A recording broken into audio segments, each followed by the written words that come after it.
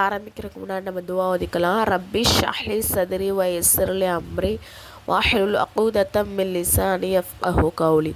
ரப்பி ஸித்னி இல்மா ரப்பி ஸித்னி இல்மா ரப்பி ஸித்னி இல்மா. பாடம் 15 குர்பானி பிராணிகள். நம்ம என்னென்ன பிராணிகளை குர்பானி கொடுக்கலாம் அப்படின்னு பார்த்தோம்னா, பெரிய பிராணிகளில் ஆண் ஒட்டகம், பெண் ஒட்டகம் இது 5 வருஷம் என்ன இருக்கணும், பூர்த்தியாக இருக்கணும். அப்புறம் பசு, காளை, எருமை இவை எல்லாமே 2 வருஷம் பூர்த்தியாக அது இருக்கணும். சரிங்களா? 2 வருஷம் பூர்த்தியான ஒட்டக, அதாவது பசு, காளை, எருமை கொடுக்கணும். 5 வருஷம் பூர்த்தியான ஒட்டகத்தை நம்ம குர்பானி கொடுக்கலாம். பெரிய பிராணிகள் அதிகபட்சம் 7 பேர் என்ன பண்ணலாம், கூட்டு சேர்ந்து குர்பானி கொடுக்கலாம். அடுத்தது சிறிய பிராணிகள் சொல்கிறாங்க. செம்பறி ஆடு, வெள்ளாடு, தும்பை ஆடு போன்றவற்றின் குறைந்தது என்னது 1 வருஷம் பூர்த்தியாக இருக்கணும். ஆனால் 6 மாத செம்பறி ஆடு பார்க்குறதுக்கு எப்படி இருக்குன்னா, ஒரு வருட ஆடை மாதிரி நல்லா பெருசாகவும் குண்டாகவும் இருந்துச்சு அப்படின்னு சொன்னால் நம்ம என்ன பண்ணலாம், அதை குர்பானி கொடுக்கலாம். பார்க்குறதுக்கு 1 வருஷம் பூர்த்தியான மாதிரி இருக்குது, ஆனால் அது ஆக்சுவல் அதுக்கு 6 மாதம் தான் ஆயிருக்கு அப்படின்னா அதை நம்ம கொடுக்கலாம். சரிங்களா? சிறு பிராணிகளின் ஒரு பிராணி ஒரு மனிதனுக்கு தான் குர்பானி கொடும். ஓகேவா? ஆடுலாம் நம்ம ஒரு ஆளுக்கு ஒன்று தான். அதே ஒட்டகம் நம்ம மாடு கொடுக்குறதா இருந்தால் 7 பேர் என்ன பண்ணலாம், கூட்டு சேர்ந்துக்கலாம். இதோடைய சட்டம் என்ன அப்படின்னு சொன்னால், குர்பானி பிராணி நல்லதாக, கொளுத்ததாக, ஆரோக்கியமானதாக, குறைகளே இல்லாததாக இருக்கணும். சரிங்களா? மேலும் எவ்வளவு நன்றாக விலை உயர்ந்ததாக இருக்குமோ அவ்வளவுக்கு நன்மை கிடைக்கும். அதாவது எந்த அளவுக்கு காஸ்ட்லியாக இருந்துச்சுன்னா அது நல்ல இதாக இருக்கும்ல, எந்த ஒரு குறைகளும் இல்லாமல், அதுக்காண்டி சொல்கிறாங்க. சரிங்களா?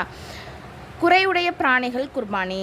குர்பானி பிராணியின் காது, வால், 3 1 பகுதி அல்லது அதை விட அதிகமாக துண்டிக்கப்பட்டிருக்குமோ அதை குர்பானி கொடுக்கக்கூடாது. சரிங்களா? காது பகுதியோ அல்லது வால் பகுதியோ வெட்டப்பட்டதாகவோ துண்டிக்கப்பட்டதாக இருந்துச்சுன்னா அதை குர்பானி கொடுக்கக்கூடாது. அப்புறம் குருட்டு பிராணியை என்ன பண்ணக்கூடாது, குர்பானி கொடுக்கக்கூடாது. 3 கால்களினால் நடக்கும், அதாவது நொண்டி நொண்டி நடக்கக்கூடிய பிராணிகளை என்ன பண்ணக்கூடாது, குர்பானி கொடுக்கக்கூடாது.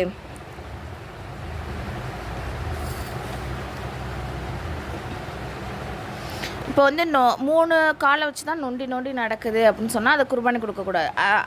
அதே அது 4 கால், அதாவது 3 காலை வச்சு நல்லா நடக்குது, 4வது காலை வச்சு தாங்கி தாங்கி ஒரு மாதிரி நடக்குதுன்னு வச்சுக்கோங்க, நல்லா ஓரளவுக்கு நல்லா நடக்குது அப்படின்னு சொன்னால் அதை குர்பானி கொடுக்கலாம் அப்படின்னு சொல்கிறாங்க. எந்த பிராணியின் பல் இல்லையோ அதன் குர்பானி என்ன பண்ணக்கூடாது, கொடுக்கக்கூடாது. பல் இல்லாத பிராணியை நம்ம குர்பானி கொடுக்கக்கூடாது. அதே மாதிரி பல்லு இல்லாமலேயே அதனுடைய தீவனத்தை அது சாப்பிடுது அப்படின்னு சொன்னால் நம்ம குர்பானி கொடுக்கலாம். அதே மாதிரி எந்த பிராணிக்கு பிறவிலேயே காது இல்லாமல் தான் அது பிறக்குது, ஆனால் பிறவிலேயே காது இல்லாமல் இருந்துச்சு அப்படின்னு சொன்னால் அதை குர்பானி கொடுக்கக்கூடாது. சரிங்களா? அதே லைட்டாக காது, இப்போது எல்லாத்துக்கும் இருக்கிற காது மாதிரி இல்லாமல் அது பிறக்கும் போதே சின்னதாக தான் அதோடைய காது இருக்குது அப்படின்னு சொன்னால் அதுக்கு குர்பானி கொடுக்கலாம். சரிங்களா? எந்த பிராணிக்கு பிறவியிலேயே கொம்பில்லையோ அல்லது கொம்பு இருந்து உடைந்து விட்டதோ அதன் குர்பானி கூடும். சரிங்களா? ஆனால் கொம்பு முழுவதுமாக பிடுங்கப்பட்டு மூளையில் நரம்பு, எலும்பு, தசை தெரிந்தால் அதன் குர்பானி கூடாது. அதாவது அது பிறக்கும் போதே அதுக்கு அந்த கொம்பே, அதாவது பிறவிலேயே அதுக்கு அந்த வளர்ச்சியே இல்லை, கொம்போடைய வளர்ச்சியே இல்லை, அல்லது கொம்பு லைட்டாக உடஞ்சிருக்கு அப்படின்னு சொன்னால் குர்பானி கொடுக்கலாம். அதையே அந்த கொம்பை பிடுங்கியிருக்காங்க, அதன் மூலமாக அதோடைய சதை இதெல்லாம் பிஞ்சிருந்துச்சு அப்படின்னு சொன்னால் அந்த பிராணியை நம்ம என்ன பண்ணக்கூடாது, குர்பானி கொடுக்கக்கூடாது. மெலிந்த பலவீனமான பிராணி அதன் எலும்புகளின் மூளை இல்லையோ அதை குர்பானி கொடுக்கக்கூடாது. சட்டம் என்ன அப்படின்னு சொன்னால், காய் அடிக்கப்பட்ட பிராணிகளை குர்பானி கொடுப்பது மிகவும் சிறந்ததாகும். அப்படின்னா என்னென்னா, இப்போ சில ஆண் ஆடுகள், மாடு, ஆடு இதெல்லாம் பெண் ஆடை பார்த்து கவர்ந்துடாமல் இருக்கிறதுக்கு அந்த ட்ரீட்மெண்ட் பண்ணுவாங்க. அதுக்கு பேர் தான் இது. சரிங்களா? இந்த பாடத்துடைய கொஸ்டின் என்ன அப்படின்னு சொன்னால், எந்த பிராணிகள் குர்பானி கூடும், பெரிய பிராணிகளின் எத்தனை பங்குதாரர்களாக சேர்ந்து கொள்ளலாம், சிறிய பிராணிகளின் எத்தனை பங்குதாரராக சேர்ந்து கொள்ளலாம், நொண்டி பிராணியின் குர்பானி கூடுமா, வால் துண்டிக்கப்பட்ட பிராணியின் குர்பானியின் சட்டத்தை கூறுக. பாடம் 16 குர்பானி கொடுக்கும் முறையை வந்து நம்ம பார்க்க போகிறோம். ஃபஸ்ட்டு என்ன பண்ணணும் அப்படின்னு சொன்னால், அந்த பிராணியை வந்து நம்மளுடைய வலதுபுறமாக படுக்க வச்சு அதன் முகம் எப்படி இருக்கணும், கிப்லாவின் பக்கம் இருக்கணும். அதன் கால்கள் வந்து கட்டப்பட வேண்டும். பின் வந்து என்ன பண்ணால் அந்த துவாவை ஓதணும். இன்னி வஜஹது வஜ்ஹிய லில்லதி ஃபத்தர ஸமாவாதி வல் அர்லி ஹனீஃபம் வமா அன மின முஷ்ரிகீன இன்ன ஸலாத்தி வ நுஸூகி வ மஹ்யா வ மமாத்தி லில்லாஹி ரப்பில் ஆலமீன் லா ஷரீக லஹு பிதாலிக உமிர்து வ அன அவ்வலுல் முஸ்லிமீன். இந்த துவா வந்து ஓதுனதுக்கப்புறம் என்ன செய்யணும் அப்படின்னு சொன்னால், குர்பானி செய்யப்படுகிறதோ அவரை நியத் செய்து பின் பிஸ்மில்லா அல்லாஹ் என்று கூறி கூர்மையான கத்தியை கொண்டு என்ன பண்ணணும், அறுக்க வேண்டும். சரிங்களா?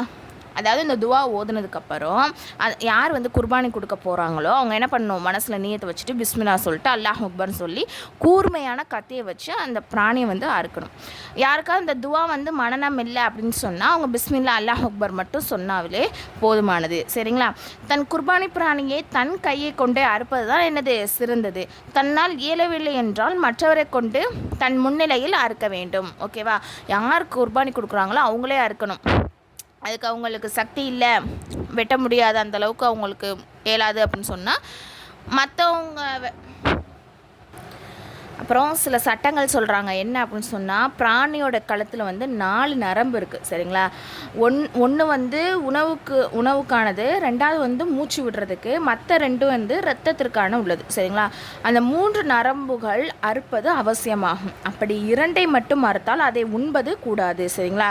அதனால தான் என்ன சொல்கிறாங்கன்னா, கத்தி வந்து நல்லா ஷார்ப்பாக இருக்கணும். அறுக்கும்போதே என்னது அதாவது 3 நரம்பும் சேர்த்து வச்சு அறுக்கணும் அப்படின்னு சொல்கிறாங்க. சரிங்களா? அதில் 2 மட்டும் அறுத்துட்டு 1 அறுக்காட்டி என்ன பண்ணக்கூடாது, அதை சாப்பிடவே கூடாது. சரிங்களா? சட்டம் என்ன அப்படின்னா, பிராணியை அறுத்த பின் எதுவரை முழுமையாக உயிர் வந்து பிரியவில்லையோ, உடலின் அசைவுகள் பூர்த்தியாக நிற்கவில்லையோ அதுவரை என்னது தோலை உரிப்பதோ தலையை தனியாக எடுப்பதோ உடலின் மற்ற பாகங்களை வெட்டுவது என்னது வெறுக்கத்தக்க செயல். ஓகேங்களா? அதாவது பிராணியை வந்து அறுத்து துடிக்கும் இல்லையா, அந்த துடிப்புலாம் ஃபுல்லாக கம்ப்ளீட்டாக நின்றதுக்கு அப்புறம் தான் என்ன பண்ணணும்னா தோலை உரிக்கிறதோ தலையை வெட்டுறதோ இந்த மாதிரி இருக்கணும். அது துடிக்கும் போதே தலையை வெட்டி மற்ற பாகத்தை என்ன பண்ணக்கூடாது, வெட்டக்கூடாது. அது வந்து வெறுக்கத்தக்க செயல்னு சொல்கிறாங்க. அடுத்தது வந்து குர்பானி பிராணியின் கறி. சிறந்த முறை குர்பானி கறியை வந்து என்ன பண்ணணும், 3 பாகமாக நம்ம வந்து பிரிக்கணும். அதில் ஒரு பகுதி வந்து நமக்கும், 2வது பகுதி வந்து ஏழைக்கும், 3வது பகுதி என்னது உறவினருக்கானதாகவும் இருக்கணும். அப்படி நம்ம வந்து பங்கு வைக்கணும். சரிங்களா? இதோடைய சட்டம் என்ன அப்படின்னு சொன்னால், குர்பானி கறியை வந்து முஸ்லீம் அல்லாதவருக்கு என்ன பண்ணலாம், கொடுக்கலாம்.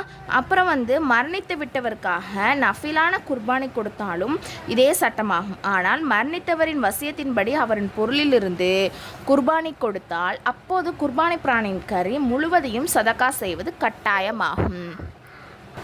இப்போ இதில் என்ன சட்டம் சொல்கிறாங்க அப்படின்னு சொன்னால், இப்போ மரணித்தவங்களுக்காண்டி நஃபிலான குர்பானி, சரிங்களா, சும்மா நன்மைக்காண்டி குர்பானி கொடுக்குறாங்க அப்படின்னு சொன்னால் இந்த மேலே சொன்ன மாதிரி பங்கு வைக்கணும்.